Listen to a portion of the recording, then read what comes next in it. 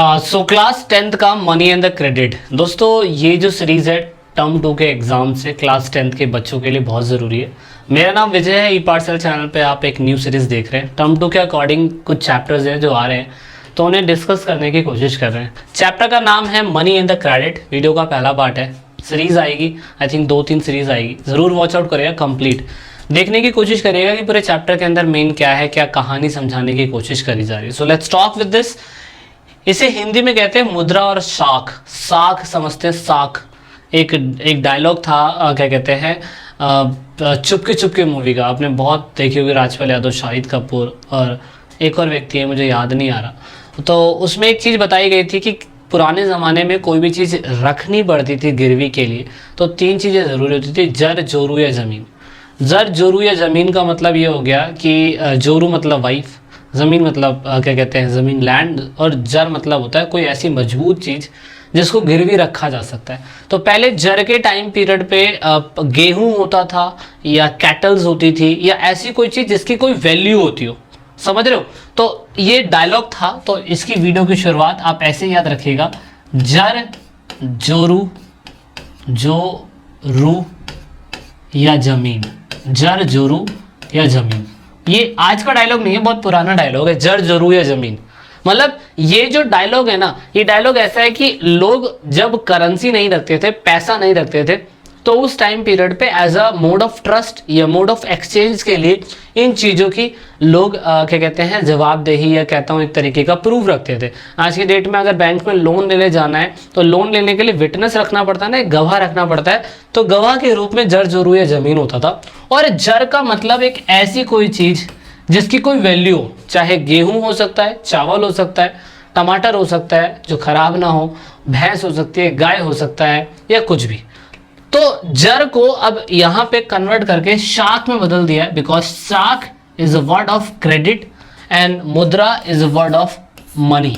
Okay, तो पुराने समय में ऐसा होता था और कहानी मेरी यहीं से स्टार्ट है। ओके, ठीक है। तो जर, जोरू या जमीन, हाथ भी गिरवी रखे ना रखे, ऐसा मौका कभी ना आए। तो पुराने ज़माने में क्या होता था, अगर हम सिंपल लाइफ में अपने पुराने ज़िंदगी में शुरू से ही देखें तो, या आज की लाइफ में देखें तो, सुबह से लेकर शाम तक कुछ ना कुछ खर्चा होता है। पैसों को रिगार्डिंग में हम देखते हैं कि कुछ ना कुछ हमने डेली लाइफ के अंदर अपने कुछ भी हम खर्च करते हैं, तो ऑफकोर्स उसमें ट्रांजैक्शन इन्वॉल्व होती है। आपने कोई चीज़ खरीदी, पैसा दिया, आज की डेट में पेटीएम, फ़ोन पे, गूगल पे, ऑनलाइन ट्रांजैक्शन या एटीएम कार्ड है, प्लास्टिक मनी है, कुछ भी इसका इस्तेमाल होता है।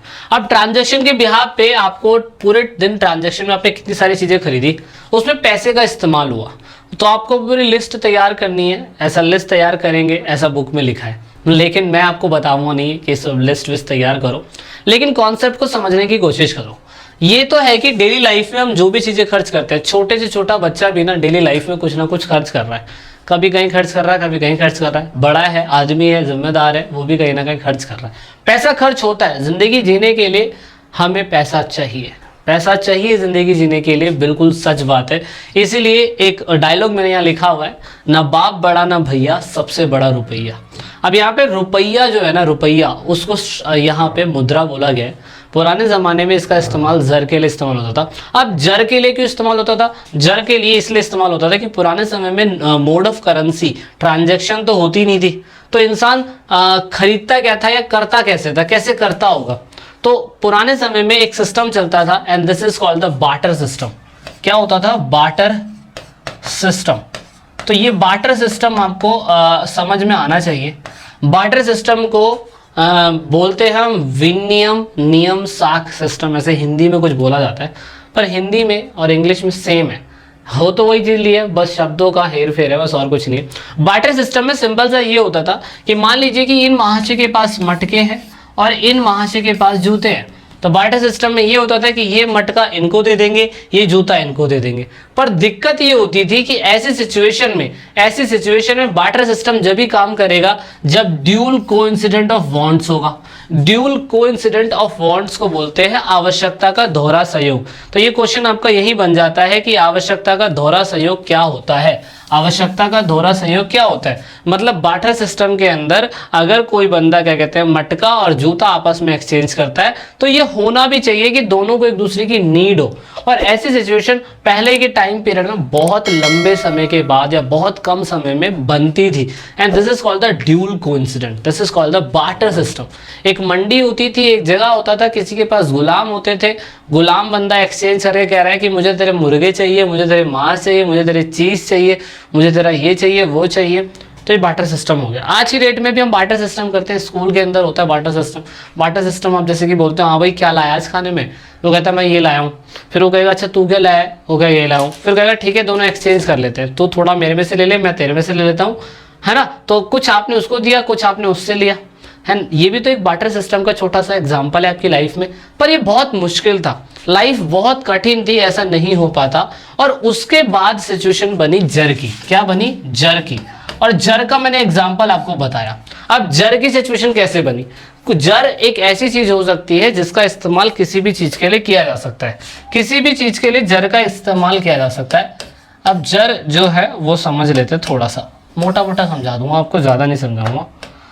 मान लीजिए कि आपने क्या कहते हैं आपके पास जूते हैं, आपके पास जूते हैं और एक बंदे के पास क्या कहते हैं, मैं कहता हूँ मटका है, या मैं कहता हूँ मिठाई है, मिठाई है मान लो। अब मान लो कि इन दोनों के बीच में डबल कोइंसिडेंट, जिसे हम दोहरा संयोग बोल रहे हैं, दोहरा संयोग वो ना हो, वो हो ही ना, दोहरा संयोग हो ही ना, तो क्या करेगा फिर ये? इसके लिए हमने एक सिस्टम बनाया, हमने कहा हम एक जर एक ऐसी चीज बनाएंगे जिसकी कोई वैल्यू, जिसका कोई मूल्य हो और ये खराब ना होता हो। तो हमने क्या करा, हमने कहा गेहूं है, हमने कहा गेहूं है, हमने कहा भैंस है, हमने कहा चावल है, हमने कहा दाल है ना, ऐसी चीज़ों को हमने जर बना दिया। तो हमने क्या कहा कि जूता बेचने वाला क्या करेगा, जूता बेचने वाला ये गेहूं से एक्सचेंज कर लेगा, और गेहूं एक ऐसी वैल्यू थी जो शुरुआती समय में इस्तेमाल होती थी मोड ऑफ एक्सचेंज के लिए, कि गेहूं किसी के पास भी है तो वो चीज़ें खरीद सकता है। और आज की डेट में भी ऐसा होता है, ये आपको अच्छी तरीके से पता है, गांव के अंदर हमें ये चीज़ देखने को मिलता है ना। तो इसीलिए मैं कह सकता हूं कि जब गेहूं नहीं था, अब गेहूं हर कोई एक्सेप्ट नहीं कर सकता, गेहूं खराब भी हो जाता है, तो ऐसे प्लेसेस पे सारी चीज़ों को ख़त्म करता हुआ, मोड ऑफ एक्सचेंज में बार्टर सिस्टम को ख़त्म करता हुआ, गेहूं को ख़त्म करता हुआ, ना बाप बड़ा ना रुपया, सबसे बड़ा रुपया, ना बाप बड़ा ना भैया, सबसे बड़ा रुपया, ये चीज़ निकल के आई। और एंड ये सभी स्टेप को ख़त्म करने के लिए हमने बनाया mode of currency, mode of exchange के लिए पैसा बनाया, ये देख सकते हो। एंड मीडियम ऑफ एक्सचेंज, यानी कि जब हम एक सामान से दूसरे सामान को बेचते हैं या खरीदते हैं, तो ऐसे मुद्रा को विनिमय करना, बेचना खरीदना जो है दोस्तों, वो कहलाता है मोड ऑफ एक्सचेंज। और पुराने पास्ट के टाइम पीरियड में जाए तो हम मोड ऑफ एक्सचेंज के लिए बहुत सारी चीज़ें करते थे, जैसे कि ऑब्जेक्टिव, आज की डेट में तो पैसा है, लेकिन शुरुआती समय में गेहूं होता था, कैटल होती थी पैसे के रूप में, उसके बाद समय आया गोल्ड में, सिल्वर में, कॉपर में, इन सारे कॉइन्स में आया। काफ़ी जब मुगल वगल रहते थे इंडिया के अंदर, इवन जब अंग्रेज भी रहते थे, तो उस टाइम पीरियड में कहीं कहीं एक्सचेंज के लिए ये चीज़ें देखी गई है, क्योंकि प्रीशियस मेटल है। लेकिन लोगों को समझ में आया कि ये मेटल तो बहुत कीमती है। आप ये देख सकते हो ये शुरुआती समय में कैसे मोड ऑफ एक्सचेंज के लिए सिक्के बनाए जाते थे। इंडिया के अंदर तो ऐसा कहा जाता है कि गुप्तास के टाइम पीरियड में सोने की मुद्रा थी, सोने की मुद्रा, बताओ, सोने की चिड़िया इसलिए तो कहा जाता था इंडिया को, तो सोने की मुद्राएं होती थी, उससे में लोग क्या कहते हैं चीज़ों को एक्सचेंज करते थे। लेकिन अब समय बदल गया, करेंसी की जगह पेपर नोट ने ले ली और कॉइन्स ने ले ली, और ये जो कॉइन्स की करेंसी की जगह पेपर नोट ने और कॉइन्स ने ले ली, तो इस तरीके से ग्रेन, कैटल्स, ये सारी चीज़ें हट गई। और आज की डेट में मॉडर्न ज़माने में हम अपने खुद की देश की करेंसी का इस्तेमाल करते हैं, और यहाँ पे उसी को ये मोड ऑफ एक्सचेंज के लिए इस्तेमाल करते हैं। इंडिया में रिजर्व बैंक ऑफ इंडिया जो है दोस्तों, रिजर्व बैंक ऑफ इंडिया वो नोट बनाता है, वही हमें नोट देता है, और उसी से ही हम नोट का इस्तेमाल कर पाते हैं, ठीक है ना। और ये सेंट्रल गवर्नमेंट, केंद्रीय सरकार के बिहाफ पे इस करेंसी को जारी करता है। तो मोड ऑफ एक्सचेंज के लिए क्या हो गई, मोड ऑफ एक्सचेंज के लिए रुपया हो गया, और of course medium of payment के लिए भी, किसी भी ट्रांजैक्शन के लिए भी वो रुपया ही इस्तेमाल में लाया जाएगा।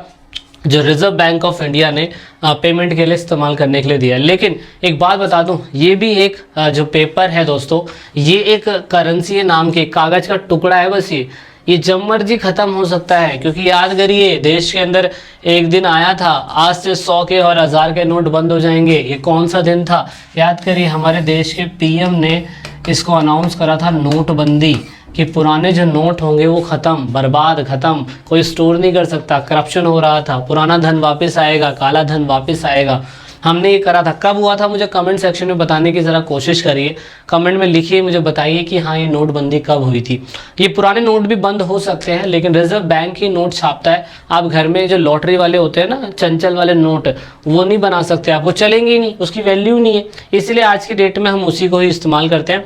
अब यही पैसा हम जाके बैंक में डिपॉजिट कर देते हैं, और ऑफकोर्स बैंक के अंदर उसको हम जमा मांग कहते हैं। मान लीजिए कि आप बैंक के पास आपने पैसा जमा कर दिया, तो बैंक का तो यही सारा प्रोसेस होता है कि किस तरीके से वो आपके पैसे से इंटरेस्ट कमाएगा, अपनी खुद की क्या कहते हैं जनता, जो उनके बैंकों में काम कर रहे हैं उनके लोगों का पैसा निकालेगा वगैरह वगैरह। डे टू डे लाइफ में वो आपके पैसे का इस्तेमाल करते हैं और आपके ही पैसों से इंटरेस्ट कमाते हैं, आपको थोड़ा बहुत इंटरेस्ट दे देते हैं, क्योंकि आपके पैसे कोई लोन पे चढ़ा देते हैं। वो ऐसी सिचुएशंस होती है। तो वो चीज़ तो आपने नॉर्मली समझ रखी होगी कि इतना नहीं बताऊंगा, लेकिन मोड ऑफ एक्सचेंज को एक और तरीका बताने की कोशिश करूंगा कि पहले गाय भैंस, उसके बाद सिल्वर गोल्ड कॉपर, उसके बाद मॉडर्न टाइम पे आज के पेपर नोट और कॉइन्स ने ले लिए। लेकिन एक और पेपर जो है वो ऑफकोर्स वो इस्तेमाल होता है। वो क्या होता है दोस्तों, मान लीजिए कि जो भी पैसा आपने अपने बैंक में डाला है, उसके बिहाफ के रूप में अगर आपको पैसा निकालना है, तो बैंक आपको देता है एक चेक। क्या देता है? चेक। एंड चेक जो होता है दोस्तों, ये भी एक अनदर फॉर्म ऑफ मनी है, अनदर फॉर्म ऑफ मनी है। इस चेक को आप किसी को ही बोल सकते हो कि ले मेरे साइन है, इस पे चला जाए, क्योंकि नॉर्मल किसी कागज के ऊपर लिख के आप किसी को नहीं बोल सकते कि इतने पैसे तू रख ले। ऐसा कभी हुआ है लाइफ में? ऐसा कभी भी नहीं हुआ है। इसीलिए ये जो चेक होता है दोस्तों, यहाँ पे डिमांड डिपॉजिट जिन्हें हम बोलते हैं, ये डिमांड डिपॉजिट एक अनदर फैसिलिटी है जो बैंक हमें देती है, और ये भी एक मोड ऑफ करेंसी के रूप में इस्तेमाल होता है। इस मोड ऑफ करेंसी में आप एक छोटा सा एग्जाम्पल देख सकते हैं। मान लीजिए कि ये पे हो रहा है ई पाठशाला को, है ना, ई पाठशाला को ये पे हो रहा है 57,000 रुपये। ओहो 57,000 रुपये। तो इसमें खाता नंबर, उसके बाद ब्रांच का कोड होता है इसके अंदर, उसके बाद ऑफकोर्स साइन इंपॉर्टेंट है, कितना पैसा है, डेट इंपॉर्टेंट है, यहाँ पे पे ही हो रहा है, पैसा जा रहा है, पूरी तरीके से सब कुछ। और ये चेक का नंबर ये रहा, है ना, कोड यूजिंग द बैंक ये रहा, सब चीज़ें इसके अंदर लिखी होती है। और ये भी एक मोड ऑफ करेंसी के रूप में इस्तेमाल होता है, और ये एक ट्रस्ट के बिहाफ पे ही जो है ऑफ कोर्स चल रहा है। इसकी वैलिडिटी खत्म हो जाएगी, ये बैंक के ऊपर है ना। तो दोस्तों ये हमने क्या समझ लिया, ये हमने मनी एंड क्रेडिट का एक छोटा सा पहलू समझा है। जो चीज़ें समझ में आई है तो उसके लिए बहुत बहुत क्या कहते हैं शुक्रिया मेरा कर दीजिएगा। वीडियो को लाइक करके, चैनल को सब्सक्राइब करके, और याद रखिएगा ना बाप बड़ा ना भैया, सबसे बड़ा रुपया। इस चैप्टर का मेन थीम है जड़ जोरू या ज़मीन गिरवी रखने के लिए पुराने ज़माने में यही सिस्टम इस्तेमाल होता था।